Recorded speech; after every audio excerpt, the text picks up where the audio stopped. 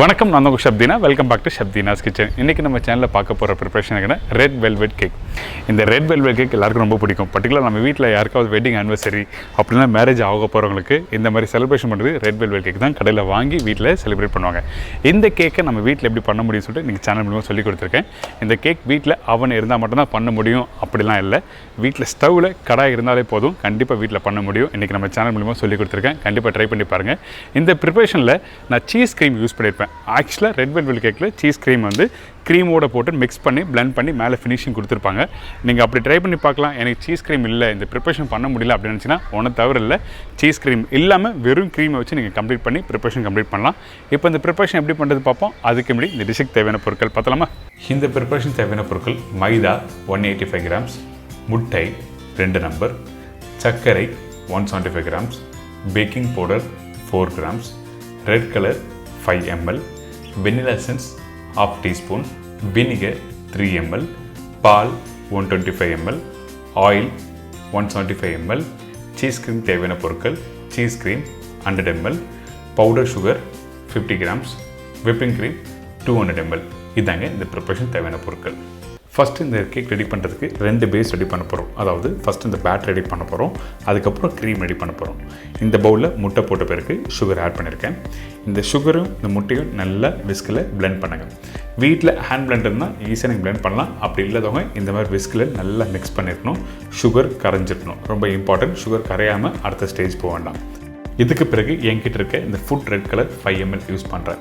நீங்கள் நார்மலாக யூஸ் பண்ணுற கலர் யூஸ் பண்ணக்கூடாது. கேக் ப்ரிப்பரேஷன் பண்ணும்போது நார்மலாக எந்த ஒரு ப்ரிப்பரேஷன் பண்ணாலும் பர்டிகுலர் ஃபுட்டுக்காக யூஸ் பண்ணுற ரெட் கலர் நீங்கள் யூஸ் பண்ணலாம். இங்கே பாருங்கள், உங்கள் ரெஃபரன்ஸ்க்காக நான் காமிச்சிருக்கேன்.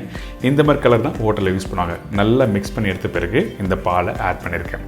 ஸோ உங்களுக்கு புரிஞ்சிருக்கும் என்ன மாதிரி கலர் யூஸ் பண்ணணும்னு சொல்லிட்டு. உங்களுக்கு தெளிவாக இந்த வீடியோவில் அந்த பிராண்டும் நான் உங்களுக்கு காமிச்சிருக்கேன். இப்போ நல்லா மிக்ஸ் பண்ணியாச்சுல. இதுக்கப்புறம் என்கிட்ட இருக்க வெனிலா எசன்ஸ் ஆட் பண்ணியிருக்கேன். அதுக்கு பிறகு வினிகர் யூஸ் பண்ணும்போது எந்த இடத்துல யூஸ் பண்ணணும் யூஸ் பண்ணக்கூடாதுன்னு தெரிஞ்சுக்கணும். பால் போட்ட பிறகு வினிகர் ஆட் பண்ணி நீங்கள் பிளெண்ட் பண்ணினா கண்டிப்பாக கர்ல் ஆகிடும். ஸோ அதனால் நான் எப்படி ஸ்டெப் பை ஸ்டெப்பாக போட்டணும் அது மாதிரி நீங்கள் வீட்டில் பண்ணுங்கள். இதுக்கு பிறகு நம்மக்கிட்ட இருக்க இந்த மைதாவில் பேக்கிங் பவுடரை ஆட் பண்ணி மிக்ஸ் பண்ணுறோம். நான் நிறைய வாட்டி சொல்லியிருக்கேன், பேக்கிங் பவுடர் மிக்ஸ் பண்ணும்போது ப்ராப்பராக மிக்ஸ் பண்ணிக்கணும். அப்படி இல்லைனா குக் பண்ணி முடிச்ச பிறகு நல்லா வராது கேக். அதனால தான் நல்லா மிக்ஸ் பண்ணிவிட்டு ஏற்கனவே ரெடி பண்ணி வச்சுருக்கேன் அந்த பேட்டரில் இந்த மைதா அதுக்கப்புறம் இந்த பேட்டரை டுகெதராக நல்லா மிக்ஸ் பண்ணி எடுத்துரும். மிக்ஸ் பண்ணும்போது லம்ப்ஸ் இல்லாமல் ப்ராப்பராக மிக்ஸ் பண்ணிருக்கணும். இந்த மாதிரி கரெக்டாக வந்திருக்கணும், ரொம்ப இம்பார்ட்டன்ட். கடைசியாக ஆயில், எப்பவும் போல் கடைசியாக ஆயில் ஆட் பண்ணி நல்லா மிக்ஸ் பண்ணுறோம். எடுத்த உடனே ஆயில் ஆட் பண்ணக்கூடாது. முட்டை சுகர் இதோட ஆட் பண்ணால் உங்களுக்கு கரெக்டாக மிக்ஸ் ஆகாது. அதனால தான் கடைசியாக ஆயில் ஆட் பண்ணி இந்த பேட்டர் ரெடி பண்ணியிருக்கோம். இப்போ பார்த்தீங்களா, இந்த பேட்டர் ரெடி ஆகிடுச்சா. ப்ராப்பராக இதே மாதிரி தான் வந்துருக்கணும். நீங்கள் வீட்டில் ப்ரிப்பரேஷன் பண்ணும்போது எல்லாமே ஒரே மாதிரி தான் இருக்கணும். ஆனால் எந்த இடத்துல எந்த இன்க்ரீடியன்ஸ் யூஸ் பண்ணணும்னு சொல்லிட்டு உங்களுக்கு சொல்லி கொடுத்துருக்கேன். இப்போது இந்த மோல்டில் பட்டர் அதுக்கப்புறம் ஃப்ளார் லைட்டை டஸ்ட் பண்ணிவிட்டு அதுக்கப்புறம் இந்த பட்டர் ஷீட்டை ப்ளேஸ் பண்ணியிருக்கோம். இந்த மாதிரி ப்ளேஸ் பண்ணிவிட்டு ரெடி பண்ணி வச்சுருக்க இந்த பேட்டர் டேரெக்டாக அதில் ப்ளேஸ் பண்ணுங்கள்.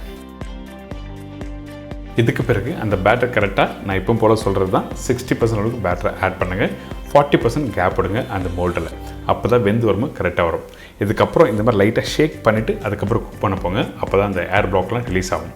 இப்போ ஆல்ரெடி ப்ரீ ஹீட் பண்ணி வச்சுருக்க இந்த கடாய், அதாவது சால்ட்டு போட்டு ஒரு சின்ன பேஸ் வச்சுருக்கேன்ல, 10 நிமிஷம் ப்ரீ ஹீட் பண்ணி முடிச்ச போய் தான் இந்த பேட்டர் உள்ளே வச்சு குக் பண்ணணும். ப்ரீ ஹீட் பண்ணாமல் குக் பண்ணக்கூடாது. இப்போ உள்ளே வச்சுருக்கேன்ல, கரெக்டாக 35 45 நிமிஷம் டைம் எடுக்கும் கேக் ரெடி ஆகிறதுக்கு. இந்த மாதிரி மீடியமான ஃப்ளேம் வச்சு எடுத்திங்கன்னா இந்த கேக் ரெடி. பார்த்தீங்களா, கேக் ரெடி ஆகிடுச்சா. இதுக்கு பிறகு இந்த கேக் ரெடியாக இருக்குன்னு சொல்லி ஒரு சின்ன குச்சை வச்சு நம்ம செக் பண்ண போகிறோம். இப்போது இந்த குச்சில் அந்த பேட்டரி ஈரப்பதம் இருந்ததுன்னா வெந்து வரலன்னு அர்த்தம். ஸோ இந்த மாதிரி ட்ரை ஆகிடுனா ரெடி ஆகிடுச்சு. இதுக்கப்புறம் நம்ம என்ன பண்ண போகிறோம்னா இந்த விப்பிங் க்ரீமை வச்சு லைட்டாக பிளெண்ட் பண்ணிவிட்டு க்ரீம் ரெடி பண்ண போகிறோம். ஸோ இந்த க்ரீம் வந்து நான் யூஸ் பண்ணுறது நான் டைரி க்ரீம் தான் யூஸ் பண்ணுறேன். டைரி க்ரீம் யூஸ் பண்ணால் வீட்டில் உங்களுக்கு ஸ்டிஃபான க்ரீம் கிடைக்காது. அதாவது பிளெண்ட் பண்ணும்போது உங்களுக்கு டெம்பரேச்சர் கரெக்டாக கொடுக்காது. அதனால் டைரி க்ரீம் யூஸ் பண்ண வேண்டாம் சொல்கிறேன். யூஸ் பண்ணுறது நான் டைரி க்ரீம் தான் யூஸ் பண்ணுறோம். இப்போ ஹேண்ட் பிளெண்டரை வச்சு நல்லா பிளெண்ட் பண்ணி எடுத்தீங்கன்னா இந்த மாதிரி நல்லா ஸ்டிஃபாக உங்களுக்கு க்ரீம் ரெடி ஆகிடும். இதுக்கப்புறம் நம்ம என்ன பண்ண போகிறோம்னா இன்னொரு பவுலில் சீஸ் க்ரீம் யூஸ் பண்ணுறோம். க்ரீம் இல்லது, இது சீஸ் க்ரீம். இந்த சீஸ் க்ரீமில் பவுடர் சுகர் ஆட் பண்ணியிருக்கோம். இந்த பவுடர் சுகரும் சீஸ் க்ரீமும் ரெண்டுத்தையும் நல்லா மிக்ஸ் பண்ணுறோம். இப்படி நல்லா மிக்ஸ் பண்ணி முடித்த பிறகு ஏற்கனவே ரெடி பண்ணி வச்சுருக்க விப்பிங் க்ரீமை இதில் ஆட் பண்ணி மிக்ஸ் பண்ணுறோம். அது மட்டும் இல்லை, நிறைய பேர் கேட்குற விஷயம் என்னன்னா, எனக்கு கப்பில் சொல்லுங்கள், ஸ்பூன் மெஷர்மெண்ட்டில் சொல்லுன்னு சொல்கிறாங்க. கேக் ப்ரிப்பரேஷன் பொறுத்த வரைக்கும் கரெக்டான கிராம் எம்எல் ரொம்ப இம்பார்ட்டன்ட். அதனால் நீங்கள் வீட்டில் கேக் பண்ணும்போது என்ன பண்ண சொன்னால் ஒரு சின்ன வெயிங் ஸ்கேல் வாங்கி வச்சுங்க. அதோட காஸ்ட் பார்த்தீங்கன்னா 300 தான் இருக்கும். ஆன்லைனில் கிடைக்குது, பாரிஸில் போனால் கண்டிப்பாக கிடைக்கும். ஸோ அதனால் ஒரு வாட்டி யூஸ் பண்ணலாம், எப்போனா யூஸ் பண்ணலாம். இப்போ இந்த சீஸ் க்ரீமும் அதுக்கப்புறம் விப்பிங் க்ரீமும் நல்லா மிக்ஸ் பண்ணி எடுத்திங்கன்னா இந்த மாதிரி ரெடி. இதுக்கப்புறம் இந்த நாசில் காஸ்ட் பார்த்தீங்கன்னா 50 ரூபா தான். பாக்ஸாக செட்டாக வாங்க போனால் 2000 ரூபா மேலே இருக்கும். அதனால் நம்மளுக்கு பிடிச்ச மாதிரி ஒரு 4 நாசில் வாங்கி நீங்கள் கேக் ப்ரிப்பரேஷன் யூஸ் பண்ணலாம். இப்போ பார்த்தீங்கன்னா இந்த நாசில் வச்சு கரெக்டாக பண்ணால் இந்த மாதிரி டிசைன் கிடைக்கும். இப்போது கேக் ரெடி ஆகிடுச்சு, டீமோல் பண்ணி வச்சுருக்கேன். கரெக்டாக ஒரு ½ hour கழிச்சு எடுத்திங்கன்னா இந்த மேலே இருக்க ட்ரிம்மிங்ஸை கட் பண்ணி எடுத்துருங்க. அதுக்கப்புறம் இந்த கேக்கை வந்து 1/3 கட் பண்ணுறோம். அதாவது 3 லேயரை கட் பண்ணி எடுத்து முடிச்ச பிறகு இந்த சுகர் சிரப்பை வந்து இந்த மாதிரி ப்ரஷ் பண்ணுறோம். சுகர் சிரப்புனா சர்க்கரையும் தண்ணியும் மிக்ஸ் பண்ண அந்த சுகர் சிரப்பை தான் இந்த மாதிரி ப்ரஷ் பண்ணுறோம். எதுக்காகனா அந்த மாய்ஸ்டர் கண்டென்ட் வேணும், அதனால தான் இந்த மாதிரி பண்ணுறோம். இதுக்கப்புறம் ரெடி பண்ணி வச்சுருக்க இந்த சீஸ் க்ரீமை இந்த மாதிரி பைப்பிங் பண்ணுங்கள். எனக்கு நாசல் இல்லை, இந்த மாதிரி டிசைன் பண்ண முடியலனா ஒன்றும் தப்பே இல்லை. நம்ம வீட்டில் நார்மலாக வந்து பேலட் நைஃப் அப்படியே ரெகுலராக யூஸ் பண்ண நைஃப் வச்சு நீங்கள் க்ரீம் அப்ளை பண்ணிவிட்டு அதுக்கப்புறம் 2nd லேயர் 3rd லேயர் நீங்கள் யூஸ் பண்ணலாம். இதனால் நீங்கள் பண்ண முடியாது சொல்லிட்டு கஷ்டம்லாம் பண்ண முடியாது. நமக்கு ஏற்ற மாதிரி சின்ன சேஞ்சஸ் பண்ணிக்கலாம். ஆனால் ப்ரிப்பரேஷனில் சேஞ்சஸ் பண்ணக்கூடாது. இந்த மாதிரி கார்னிஷ் பண்ணும்போது சேஞ்சஸ் பண்ணிக்கலாம். இப்போ 2nd லேயரை ப்ளேஸ் பண்ணியிருக்கோம், சுகர் சிரப்பு அப்ளை பண்ணியிருக்கேன். அதுக்கப்புறம் திருப்பியும் பைப்பிங் பண்ணுறோம். இந்த மாதிரி ஸ்டெப் பை ஸ்டெப்பாக பண்ணுங்கள். பண்ணி முடித்த பிறகு நீங்கள் கரெக்டாக வந்து அந்த லேயர் அரேஞ்ச் பண்ணும்போது ரொம்ப இம்பார்ட்டன்ட். இப்போ 3rd லேயர் திருப்பி போடணும். மேல் பகுதி வந்து கீழே வரணும், கீழ் பகுதி மேலே வரணும். எதுக்காகனா ஃபினிஷிங் அப்போ தான் ப்ராப்பராக பண்ண முடியும். மேல் பகுதி குக் பண்ணி முடித்த பிறகு கொஞ்சம் பொங்கி வந்த மாதிரி இருக்கும்ல, அதை அப்படி திருப்பி போட்டிங்கன்னா உங்களுக்கு கரெக்டான ஷேப் கிடச்சிரும். இப்போ ரெடி ஆகிடுச்சு. இதுக்கப்புறம் நம்ம என்ன பண்ணுறோன்னா அந்த ட்ரிம்மிங்ஸ் சொல்லி கட் பண்ணி எடுத்தோம் பார்த்தீங்கன்னா, அந்த ட்ரிம்மிங்ஸ் ஜஸ்ட் லைட்டாக க்ரஷ் பண்ணி மேலே போட்டிங்கன்னா ஒரு அருமையான ரெட் வெல்வெட் கேக் ரெடி.